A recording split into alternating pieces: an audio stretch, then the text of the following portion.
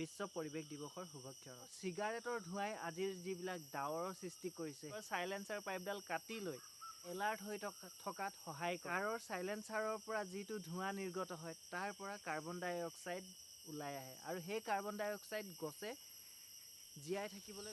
নমস্কাৰ পৰম শ্ৰদ্ধাভাজন প্ৰকৃতিপ্ৰেমী ৰাইজ, আজিৰ পৰিৱেশ দিৱসৰ সুমধুৰ ক্ষণত আপোনালোকক মই কিছুমান এনেকুৱা প্ৰকৃতিক কৰ্মীৰ বিষয়ে কথা পাতিব ওলাইছোঁ, যিসকলৰ অবিহনে আমাৰ প্ৰকৃতিৰ যিটো প্ৰাকৃতিক পৰিৱেশ, যাৰ ভাৰসাম্যতা, সেইখিনি আমি কোনো কাৰণতে নিয়ন্ত্ৰণ কৰি ৰাখিব নোৱাৰিলোহেঁতেন। আহকচোন প্ৰথমতে এওঁলোকৰ লগত চিনাকি হওঁ আৰু এওঁলোকৰ বিষয়ে জানিবলৈ চেষ্টা কৰোঁ।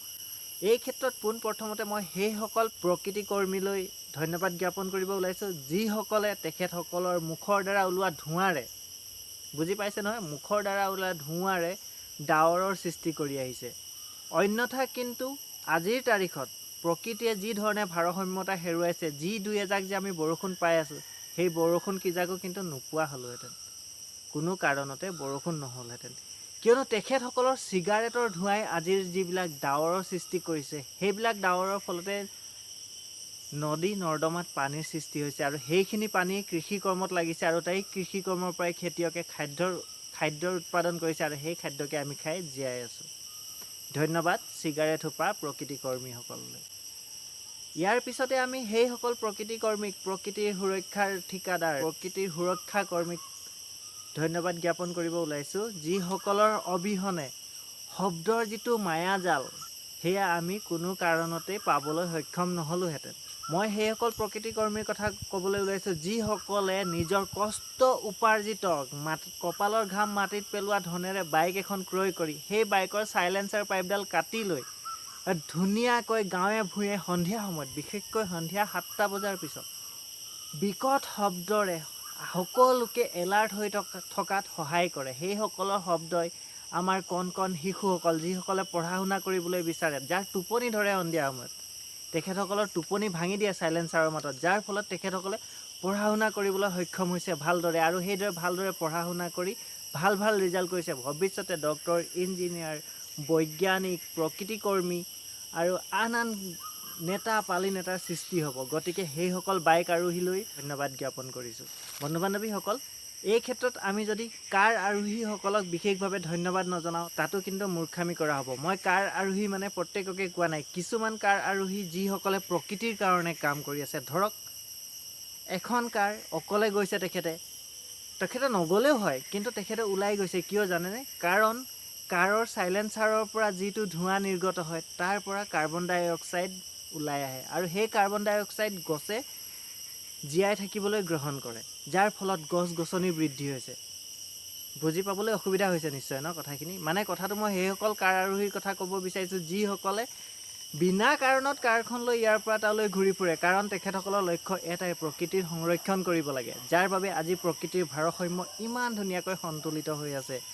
গৰম বৃদ্ধি পাইছে যদিও সমান্তৰালভাৱে গছ গছনি বৃদ্ধি পাইছে, কাৰ্বন ডাই অক্সাইড বৃদ্ধি পাইছে, কিয়নো কাৰ্বন ডাই অক্সাইড গছ গছনিক লাগে আৰু সেই কাৰ্বন ডাই অক্সাইড লৈ গছ গছনিসমূহ জীয়াই থকাৰ আজি যিটো পৰিৱেশ, সেই পৰিৱেশটো কেৱল মাত্ৰ তেখেতসকলৰ বাবেহে সম্ভৱ হৈ পৰিছে। বিশ্ব পৰিৱেশ দিৱসৰ শুভক্ষণত আৰু মই সেইসকল প্ৰকৃতি কৰ্মীলৈও ধন্যবাদ জ্ঞাপন কৰিবলৈ আগবাঢ়িছোঁ, যিসকলৰ অবিহনে আমাৰ এই প্ৰাকৃতিক পৰিৱেশৰ ভাৰসাম্য অটুট হৈ নাথাকিলেহেঁতেন। বিশেষকৈ সেইসকল প্ৰকৃতি কৰ্মী যিসকলে গৰু ছাগলী পুহিছে। মই সকলোকে কোৱা নাই, তাৰ মাজে দুই এজনক কৈছোঁ, যাৰ প্ৰকৃতিৰ প্ৰতি অকণমান জ্ঞান আছে, মই তেখেতসকলৰ কথাহে কৈছোঁ, সকলোকে কোৱা নাই। গৰু ছাগলী পোহা ভালেমান প্ৰকৃতি কৰ্মী এনেকুৱা আছে, যি নেকি ৰাজহুৱা স্থানৰ দুই এজোপা গছ পুলি থাকে, তাতে গৰু বা ছাগলীজনী বান্ধি দিয়ে, যাৰ ফলত গছডালৰ গুৰিটো জোকাৰণি খায়, যাৰ ফলত তাৰ গুৰিলৈ পানী সোমোৱাত, বৰষুণৰ পানী সোমাই যোৱাত সুবিধা হয় আৰু গছডালেও মানে এটা নিয়ন্ত্ৰিত স্পীডত বাঢ়িবলৈ এটা পৰিৱেশ লাভ কৰে, যাৰ ফলত গছডালৰ আয়ুস বৃদ্ধি হয়, গছডালে ধুনীয়াকৈ বাঢ়ি যাবলৈ আৰম্ভ কৰে আৰু যিকেইটা তাৰ গছত থকা অলাগতিয়াল পাত, সেইখিনি ছাগলী গৰুৱে খাই প্ৰকৃতিৰ পৰিৱেশ অতিপাত সুন্দৰভাৱে প্ৰাকৃতিক পৰিৱেশৰ ভাৰসাম্য অটুট কৰি ৰাখিছে। ইয়াৰ পিছতে মই আৰু আনসকল প্ৰকৃতি কৰ্মীকো ধন্যবাদ জ্ঞাপন কৰিবলৈ ওলাইছোঁ, সেইসকল যিসকলে কৃষি কৰ্ম কৰে আৰু কৃষি কৰ্ম কৰোঁতে কোনো ধৰণৰ তেখেতসকলে নিজৰ ব্যক্তিগত স্বাৰ্থৰ কথা চিন্তা নকৰি, প্ৰকৃতিৰ কথা চিন্তা কৰি অবাধ গতিত ৰাসায়নিক সাৰ ৰাসায়নিক সাৰ ৰাসায়নিক দ্ৰব্য খেতিত সিঁচিবলৈ আৰম্ভ কৰে। এনে কৰিলে কি হয় গম পায়নে, মাটিত যিটো কেমিকেলৰ ইমবেলেঞ্চ সেইটো সন্তুলিত মাত্ৰাত বাঢ়ি গৈ থাকে, যাৰ ফলত কি হয় অনুৰ্বৰ মাটিও উৰ্বৰা হৈ পৰে। গতিকে তেখেতসকলকো এই আপাহতে ধন্যবাদ জ্ঞাপন কৰিলোঁ। আৰু মই ধন্যবাদ জ্ঞাপন কৰিলোঁ সেইসকল প্ৰকৃতি কৰ্মীক যিসকলে নেকি ডাঙৰ ডাঙৰ ইণ্ডাষ্ট্ৰী গঢ় দিছে আৰু যাৰ ফলত কাৰ্বন ডাই অক্সাইডৰ মাত্ৰা বৃদ্ধি হৈছে, আৰু সেই কাৰ্বন ডাই অক্সাইডৰ ফলত গছ গছনি বৃদ্ধি হৈছে। সেই ইণ্ডাষ্ট্ৰীসমূহৰ পৰা ওলোৱা সেইখিনি পানী য'ত থাকে নেকি বোলে প্ৰকৃতিৰ বাবে প্ৰয়োজনীয় মৌলসমূহ, সেই মৌলসমূহ পানীত মিশ্ৰিত হোৱাৰ ফলত জলজীৱনৰ যিটো ইক'ছিষ্টেম, সেই ইক'ছিষ্টেমৰ বৃদ্ধিত সহায়ক কৰে। উদাহৰণস্বৰূপে আমাৰ যমুনা নদী, আমাৰ মানে ভাৰতৰ যমুনা নদীকে ধৰি মেইন নদীসমূহ, উদাহৰণস্বৰূপে আমাৰ যোৰহাটৰ ভোগদৈ নদী, টুকুলাই নদী, এইখিনি উদাহৰণ হিচাপে ল'ব পাৰোঁ। আৰু তেখেতসকলকে এই আপাহতে ধন্যবাদ জ্ঞাপন কৰিছোঁ। আৰু মই ধন্যবাদ জ্ঞাপন কৰিবলৈ লৈছোঁ সেইসকল প্ৰকৃতি কৰ্মীক যাৰ দ্বাৰা যিটো প্ৰকৃতিতন্ত্ৰৰ খাদ্য পিৰামিড সেয়া নিয়ন্ত্ৰিত হৈ আছে। উদাহৰণস্বৰূপে আমাৰ গাঁৱে ভূঞে য'তে ত'তে ওলাই ফুৰা কিছুমান অপ্ৰাকৃতিক জীৱ জন্তু, যেনে গুই, বনৰীয়া হাঁহ, ঘৰচিৰিকা, কিবাকিবি চৰাই, এইবিলাক চিকাৰ কৰি যিয়ে প্ৰকৃতিতন্ত্ৰটোৰ খাদ্য পিৰামিডখন নিয়ন্ত্ৰিত কৰি ৰাখিছে, তেখেতসকলকে এই আপাহতে মই ধন্যবাদ জ্ঞাপন কৰিলোঁ। কিয়নো তেওঁলোকৰ অবিহনে প্ৰকৃতিৰ যিটো খাদ্য শৃংখল সেয়া ইমবেলেঞ্চ হ'লহেঁতেন, আৰু যাৰ ফলত প্ৰকৃতিতন্ত্ৰ অসুৰক্ষিত হৈ প্ৰকৃতি মৰুভূমিলৈ পৰিণত হ'বলৈ বেছি সময় নালাগিলেহেঁতেন। গতিকে তেখেতসকলেও নিস্বাৰ্থভাৱে প্ৰকৃতি সুৰক্ষাৰ বাবে যি দিনে নিশাই কাম কৰিছে, তাৰ বাবে তেখেতসকল ধন্যবাদৰ পাত্ৰ। গতিকে ধন্যবাদ জনাইছোঁ সেইসকল প্ৰকৃতি কৰ্মীক যিসকলে জীৱ জন্তুবিলাকক মাৰি কাটি অকণমান নিয়ন্ত্ৰণ কৰি ৰাখিছে। অন্যথা যদি সিহঁতৰ বৃদ্ধি বহুত বেছি পৰিমাণে হ'লহেঁতেন, কি হ'লহেঁতেন, গছ গছনিবিলাক খাই বৈ শেষ কৰিলেহেঁতেন, প্ৰকৃতিতন্ত্ৰ ধ্বংস কৰি দিলেহেঁতেন।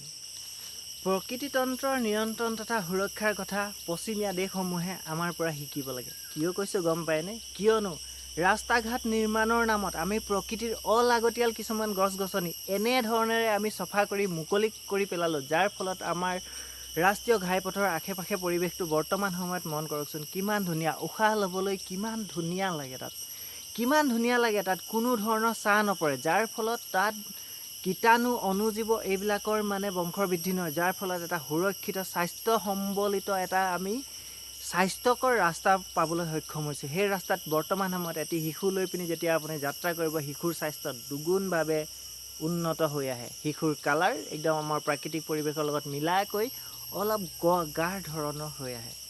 গতিকে ধন্যবাদ জনাইছোঁ সেইসকল প্ৰকৃতি কৰ্মীক যিসকলে ৰাস্তা ঘাট নিৰ্মাণৰ নামত কোনো ধৰণৰ মাফ নকৰাকৈ, নিজৰ স্বাৰ্থৰ কথা নভবাকৈ গছ গছনিসমূহ কাটি জেগাসমূহ মুকলি কৰিছে। কিয়নো ৰাস্তা বনোৱাৰহে তেওঁলোকে ঠিকা পাইছিল, কিন্তু গছ গছনি কটাটো ঠিকা পোৱা নাছিল।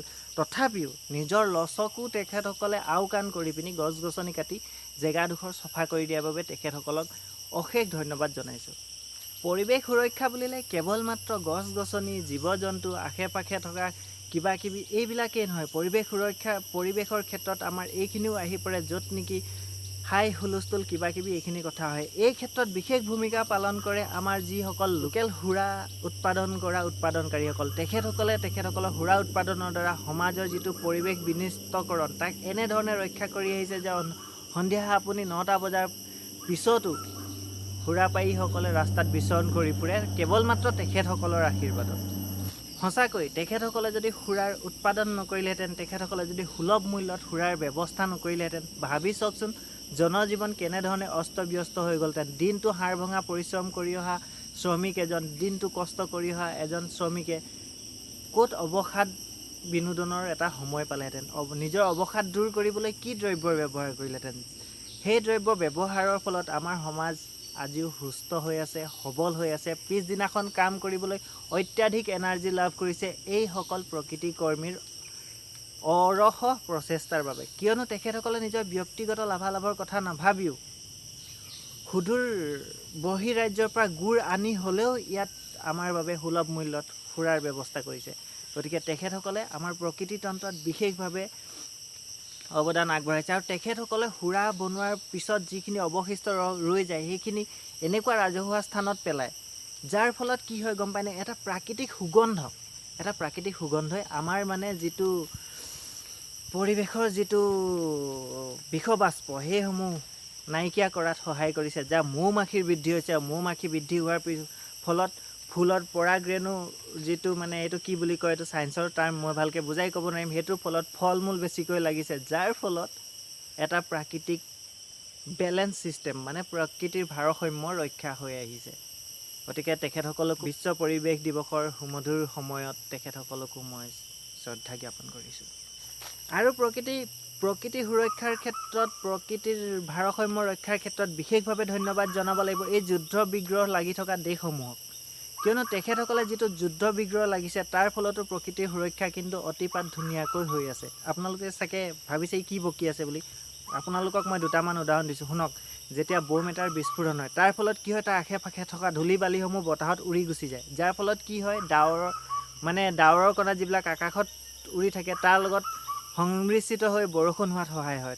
তদুপৰি ব'ম এটা বা গুলী বাৰুদ ফুটাৰ ফলত যিখিনি ধোঁৱা ধূলি উৰি যায়, তাৰ লগতে কি হয়, ফল মূলৰ গুটিসমূহো লগতে উৰি গুচি যায়, যাৰ ফলত বননিৰ যিটো বিস্তাৰ প্ৰক্ৰিয়া সেই ক্ষেত্ৰতো বিশেষভাৱে সহায়ক হয়। এই ক্ষেত্ৰত যুদ্ধ লাগি থকা দেশসমূহকো বিশেষভাৱে ধন্যবাদ জ্ঞাপন কৰিছোঁ। মোৰ এই ক্ষুদ্ৰ বাৰ্তা হয়তো তেখেতসকলৰ ওচৰলৈ নাযাবও পাৰে, তথাপিও কিন্তু এই সুযোগতে তেখেতসকলক মই ধন্যবাদ জ্ঞাপন কৰিছোঁ। ধন্যবাদ প্ৰকৃতি সুৰক্ষাৰ ক্ষেত্ৰত আপোনালোকে ইমান ডাঙৰ ডাঙৰ ষ্টেপ লোৱাৰ বাবে। দেশৰ উন্নতি, অৰ্থনীতি এইখিনিৰ কথা ভবাৰ উপৰিঞ্চিও যে প্ৰকৃতিৰ কথা আপোনালোকে ভাবিছে আৰু এইদৰে যুদ্ধ বিগ্ৰহত লিপ্ত হৈছে, তাৰ বাবে কিন্তু আমি সাধাৰণ জনতাই আপোনালোকক বিশেষভাৱে ধন্যবাদ জ্ঞাপন কৰিছোঁ। আৰু মই ধন্যবাদ জ্ঞাপন কৰিছোঁ নদী সুৰক্ষাৰ ক্ষেত্ৰত থকা কিছুমান ব্যক্তিক, যিসকল ব্যক্তিৰ বিষয়ে নক'লেই নহ'ব, কিয়নো তেখেতসকলে, আমিতো স্থলচৰ প্ৰাণীসমূহৰ কথাকে ভাবিবলৈ সময় নাপাওঁ, কিন্তু তেখেতসকলে পানীত চৰি থকা প্ৰাণীসমূহৰ কথা ভাবিবলৈও কিন্তু সময় উলিয়াইছে আজিৰ এই ব্যস্ততাপূৰ্ণ যুগত। কিয়নো তেখেতসকলে পানীলৈ প্ৰক্ষেপ কৰা, তেখেতসকলে পানীলৈ পেলাই দিয়া সেই পলিথিন, তাত লাগি থকা খাদ্যসমূহ, সেইসমূহেতো খাই পিনি মাছ কাছসমূহ জীয়াই আছে। সেইসমূহ খায়েতো মাছ কাছ, তাৰপিছতে আন যিবিলাক জলচৰ প্ৰাণীসমূহৰ বিকাশ হৈছে, বৃদ্ধি হৈছে। অন্যথা কিন্তু জলচৰ প্ৰাণী আজিৰ তাৰিখত মই দেখিবলৈও নাপালোহেঁতেন আজিৰ এই প্ৰকৃতিতন্ত্ৰত।